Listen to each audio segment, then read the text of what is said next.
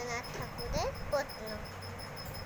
মাগো আমায় ছুটি দিতে বল, সকাল থেকে পড়েছি যে মেলা, এখন আমি তোমার ঘরে বসে পড়বো আমি পড়া পড়া খেলা।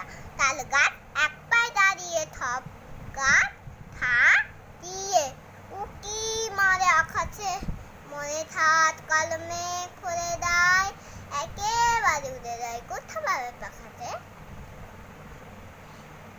কোমরে পাড়ার গরুর গাড়ি, বোদাই করা কলসি হাড়ি, গাড়ি তালায় বংশী মদন, সঙ্গে